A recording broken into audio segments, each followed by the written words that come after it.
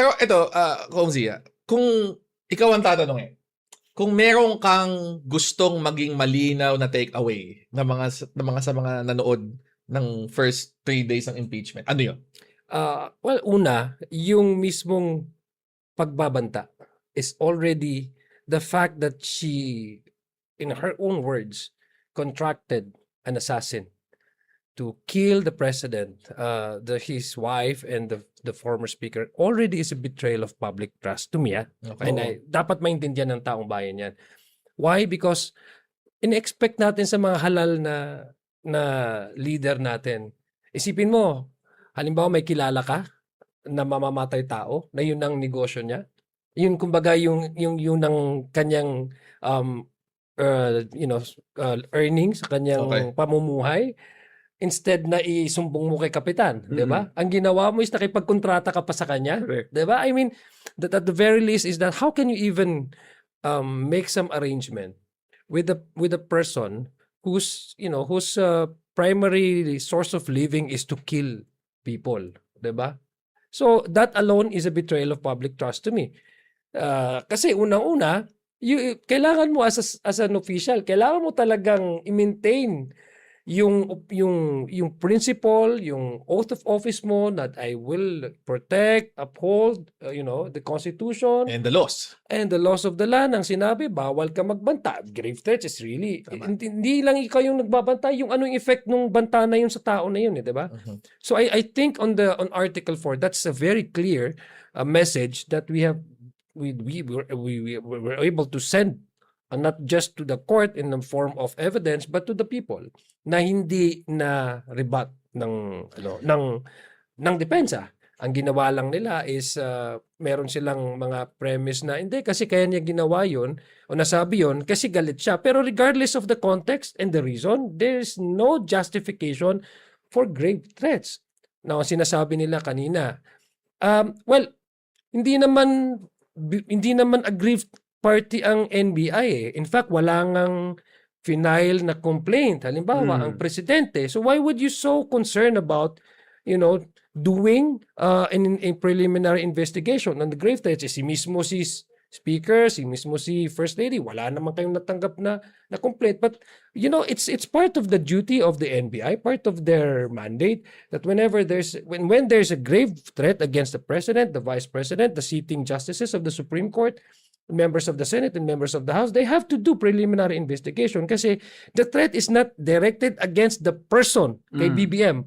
It is, you cannot separate the person from the office eh.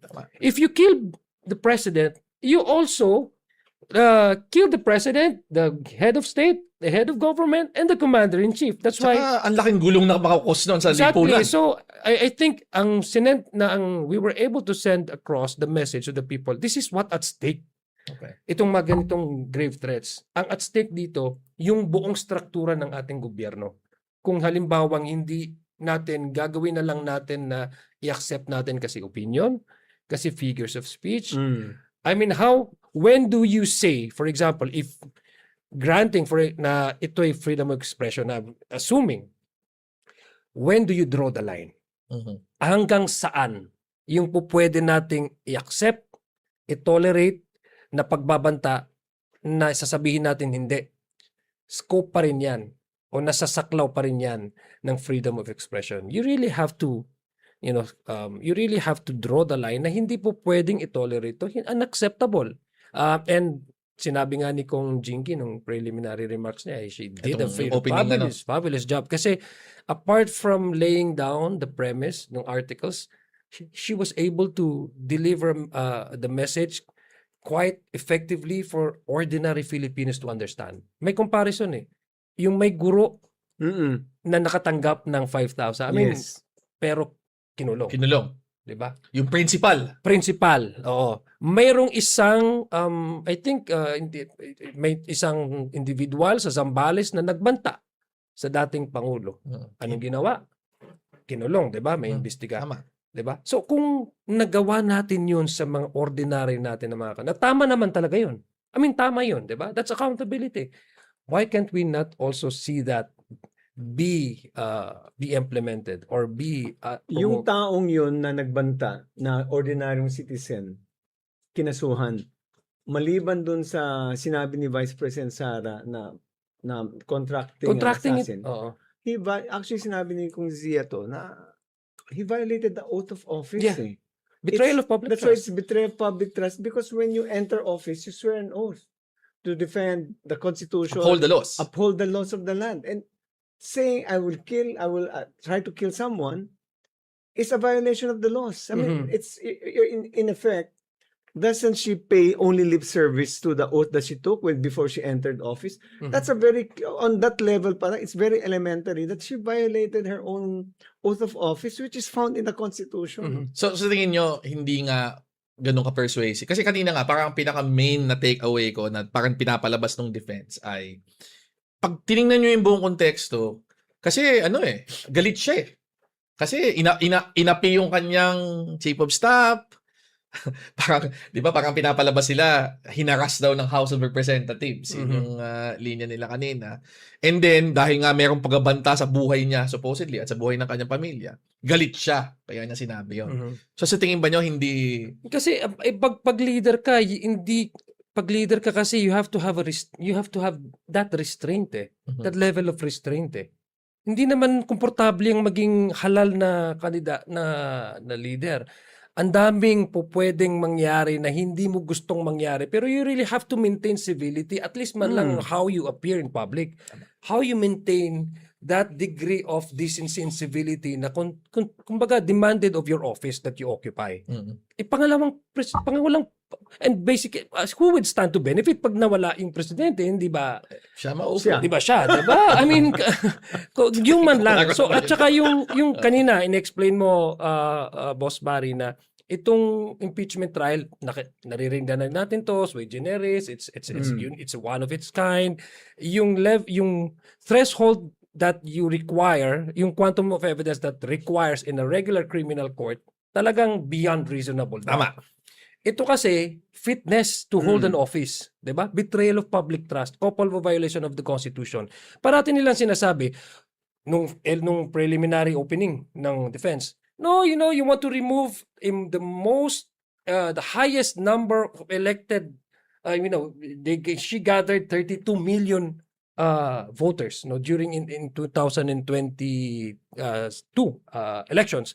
So yun ang ginagawa niyong tanggalin yung pinakagusto or binoto ng tao. Pero using that logic, using that argument, the 22 voters who voted her to the office is also 22 million trusts. Okay. And that vote does not go with absolute immunity. And also, I think... And the Constitution does not care whether you're won by one vote or single vote or how many billions or millions of votes. Klaro po na pag you're not fit to the office, you've done violation of the Constitution, you have to be removed.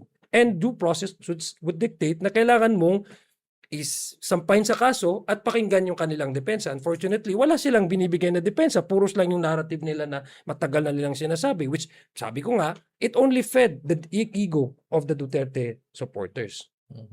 There's nothing new. Kaya medyo mahirap din, masyadong technical din ang defense. At saka, parang it's a reverse of the Aguinaldo versus Aguinaldo doctrine na nanalo ako dapat okay lang sa akin pumatay. Parang to say kasi, anything. Di ba sir, I mean, lahat tayo in-elect. Alam natin na meron talagang, wala kasing tiwala ang konstitusyon sa mga halal na opisyal. Di ba? The reason why there's accountability mechanism and there are certain mechanisms. Saka checks and balances. Check and balance because the Constitution does not trust you fully. Tama. Even if you're elected into office. Di ba? So, ganun yun eh. And yung pag-elect sa'yo, yung nag-elect sa'yo at yung nag-elect sa kanya, hindi naman kaakigbat nun na gawin mo na ang gusto mong gawin. Kasi sabi ko, tiwala yun. Yan license to Even you're saying 22 million trust.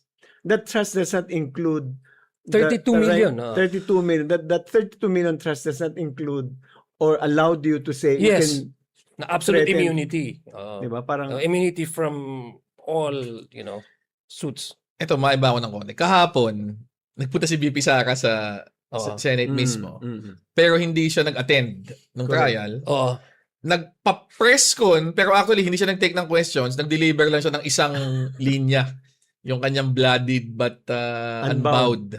Pero alam mo, boss, na- ang pagkapakinig ko to, parang yung sa Game of Thrones yung sa House Martell unbound, unbroken, sorry. Game of Thrones Hindi ko fan ka pala. Unbowed, unbent, unbroken. Unbroken. Ayan. Oh, sorry. Alam na alam Pero ito mukhang kinote niya sa Invictus O at least pinaka-phrase mo yung poem na Invictus. Hindi, tama naman yung I'm blooded but hindi tama, paraphrase. It's just using paraphrase. blooded but unbound. Pero nung nabalitaan nyo na papunta si VP Sara o nandun si VP Sara, ano ang naging usapan sa prosecution side? Did you expect her to show up sa trial? No, ina-anticipate namin na one of these days baka pumunta. Okay. Kasi yun naman sinabi ng spokes nila sa defense, no, si Attorney Powa, na kung kailangan talagang i-advise daw nila na pumunta. So but we were not expecting her na darating siya, no.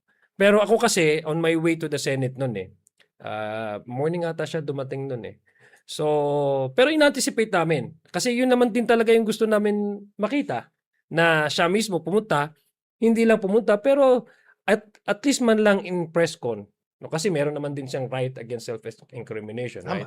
Tama naman din yun.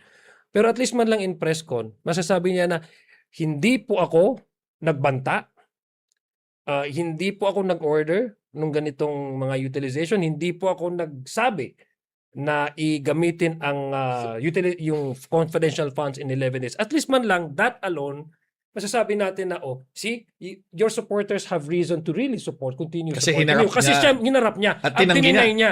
Ito, walang denial Hanggang ngayon ba? Wala pang denial? Hanggang ngayon. Ang denial lang nila is more on the technical. Yung issue of jurisdiction Interesting. Yeah, more on jurisdiction. Oo. In fact, nakita natin dun sa cross kanina lang, no? Na there was no denial insofar as the vice president, according to our allegation, did utter those words. And the evidence that we can prove is the video of us. There was no they did not even able to deny that na hindi doctor dito. Wala, ang sinabi Hindi lang nila kinwestiyon actually. Yeah, Which so, surprised me to a certain extent. ang sinabi lang nila it's mini trial, bumabalik sa dati. But anyway, that was actually what we wanted her to do. Unfortunately, when she appeared before the media, ang sinabi niya hindi daw siya magtatanggap ng questions, no? Yun nga, sinabi niya yung portion dun sa popular poem ng Invictus. Pero ako kasi, medyo, because of my ignorance, I think, no? Akala ko, Fan lang kayo ng Game of Thrones Game of talaga. Thrones yung naisip ko. Pero palagay ko si George R. R. Martin kinuha din sa Invictus yun. Na-inspire siya dun sa anong yun. Okay. Pero yung we're talking about yung sa first day lang, tama sabi mo, I noticed kay Jean K. Luistro, nung sinabi niya yung guro, yung lahat yan, alam mo, Naka-identify yung tao, sir. at saka, ginamit niyang language, Tagalog. Because ang purpose niya, the audience was the Philippine people out there. Tinagalog niya yung that part kasi that part is something I can easily understand Kaya lalo niya yung tinagalog. On the other side, the defense, medyo technical talaga yung nila, ang opening statement nila. Parang, I got lost doon sa sinasabi niya yung on the DBM, the COA report, nasabi appealable, ang dami niya sinabing technical na parang tama ba yun? Pero again, eto, nag-agree ako sa isang puntong pinoint out ni Kong Z. Pinakinggan ko din maski yung opening statement nung defense. Walang denial sa. Wala. Oo nga. Which is surprising. Considering na tingin ko napaka-basic nun. 'Di ba? Ang unang-una mong isasagot, syempre itatanggi mo na nangyari 'tong mga bagay na ito. Pero parang hanggang ngayon wala nang denial. May tanong ako dito sa ginawang final ni, we're jumping but I hope you don't mind. Si Torian filed a case before the Supreme Court. Do you think that the court will entertain that, considering it's very clear in the Constitution? The It Senate shouldn't. is a sole trial for... Article 11, Section 3, Paragraph 6. The Senate shall be the sole power to try and decide Yes. cases of impeachment. That would also include yung how they would adopt their own Yes! internal rules. The power to try includes yung power to set yung rules for yung trial. That's correct. Kaya So, nga, yung desisyon, sino magpipreside, etc. Sa US, ito, babalikan ko lagi eh. Hiniram lang naman natin sa US yung, yung konsepto ng impeachment Impeachment. as we know it eh. Sa US, may mga trials doon na they don't even have a full-blown parang courtroom-style trial. summary, ano yung sinasabi mo? Oo, pwedeng, documents, affidavits. Yun na yun. On that basis, mag-ano sila. Meron pa nga akong nababalitaan dyan pag yung mga judge lang ang i-impeach. Kasi pati federal judges subject sa impeachment eh. Isipin mo, dami-dami nun. Tayo kasi dapat Supreme Court Justice ka para masubject ka na sa impeachment eh. Pero sa US, Judge. ang gagawin lang nila, i-refer nila to a committee.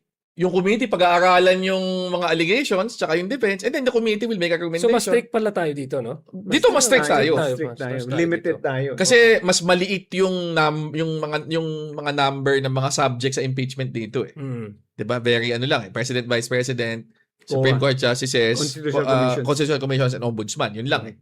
Pero sa US kasi madami, federal judges, kailangan mo impeach eh. So, pero ang point doon, ako tingin ko the Supreme Court should not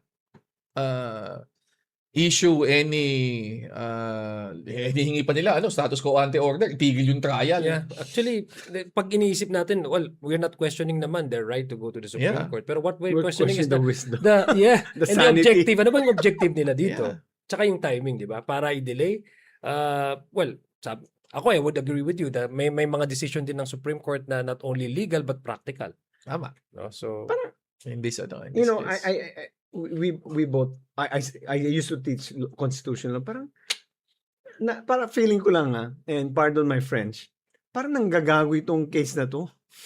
As a lawyer, as a law student, basic and first year constitutional law, inaaral natin yan eh. So parang, this is really, parang talagang, out of this world? no, it's not out of this world. It's so moronic. Tsaka it's so improper. It's di so ba? improper. It's so moronic. We all know that the Supreme Court will not have jurisdiction over this. Oo. So parang pinipili talaga nila. Talagang, Well, natin, hopefully the Supreme Court exercises yung pala restraint. entertain. Restraint. Diba? Yes, Yan naman. yes. And so far, they've done that, Yeah. right? All the cases filed Ako, questioning the House Justice Committee, Yeah. they didn't act on it. Ako, isang frustration ko kanina, kung ang frustration mo yung kay Torel, isang frustration ko kanina, yung line of questioning nung defense about nag-file ba ng reklamo dito yung offended party, meaning the president, the vice president. Yeah, yun ang... Yeah. Kasi pag krimen, ano yan de officio yan, pwedeng i-prosecute eh. Uh-huh. Kaya nga people of the Philippines versus so-and-so hindi Lisa Marcos versus so-and-so. Kasi nga, ang krimen, offense yan, hindi lang dun sa taong nasaktan mismo, kundi sa buong lipunan. Yan yun. Yung batas mismo. Yung batas yung mismo. structure. Halimbawa, may pinatay. Hindi mo naman hihintayin na magreklamo yung yung mga kamag-anak niya eh. Magpapile na kayo kagad ng kaso, yung pulis na mismo eh. Tsaka yun ang ginawa ata ng NBI, nag-moto proprio. No. Preliminary Na investigation. actually, tama yun. At saka, babalikan ko lang kasi na-mention mo yan, Boss Barry. Yung sinabi nilang yung affidavit, di ba? Yung binalik daw ng DOJ. Actually, it will only strengthen yung perception na hindi to politika. Kasi had DOJ really used yung Right. political they could have Agad-agad, tinayin na. agad-agad. Pero yun, nakita natin that DOJ approached this issue with due diligence. Right. To a point na, uy, teka, may kulang pa dun sa kailangan yung affidavits. So, kailangan ibalik. That's due process. No? Mas tuloy, mas lumakas tuloy yung perception na hindi talaga, kasi gusto nila, politika ito eh. Binupolitika nyo ito. So, that is actually contrary to what they have been saying all along. Kasi, I mean, kung naging politika talaga ang DOJ, talagang mas kaya nung kulang dyan. Sige. Pero hindi eh. Binigyan pa ng pagkakataon na ma-rectify. Yung pangangailangan pa ng mga documents.